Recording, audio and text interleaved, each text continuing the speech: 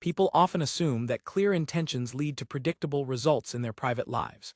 You might believe that planning your interactions or setting strict boundaries will guarantee a specific emotional outcome.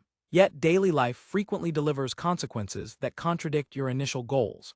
This friction creates a persistent sense of confusion when your carefully managed efforts produce baffling reactions from others. You try to control the variables, but the output remains stubbornly erratic. This pattern suggests that your focus on the final product might be obscuring the actual mechanism behind your most difficult interpersonal challenges. Creating ceramic glazes is like managing human social dynamics, because both involve surrendering control to volatile environments. When you apply minerals to clay, the intense heat triggers chemical reactions that you cannot fully dictate or predict. You provide the base materials, but the furnace determines the final texture and color. This process mirrors how your personality traits collide with the needs of others. You might intend to demonstrate kindness, but the recipient perceives your actions through their own unique history. The result is a fusion of your input and their interpretation, forming a reality that exists outside your original design. You observe these outcomes to identify recurring themes in your behavior. By shifting your attention toward these unintended variations, you gain insight into your underlying habits. You stop viewing the result as a failure of your intent and start treating it as data about your relational style. Imagine a person who prides themselves on clear communication during workplace disputes.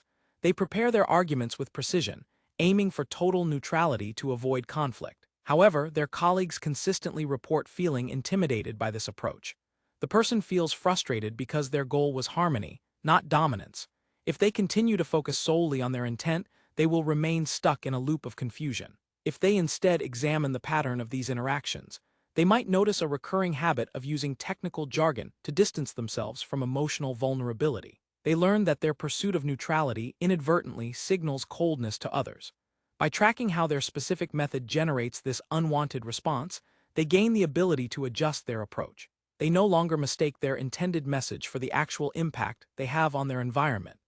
This realization changes how they navigate future disagreements, moving them away from rigid planning and toward more flexible, observant engagement with the people around them. I find that we often mistake our internal plans for the objective truth of our social existence.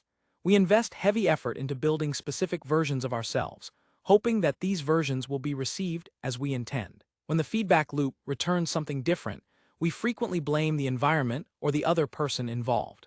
My perspective is that this is a missed opportunity for genuine self-discovery. If we treat our daily interactions as a form of craft, we can start to see the hidden structures that guide our choices. You are not just building a life, you are leaving evidence of your subconscious priorities in every interaction.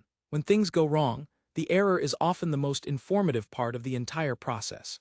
It highlights the gap between how you want to be seen and how you are actually showing up in the world.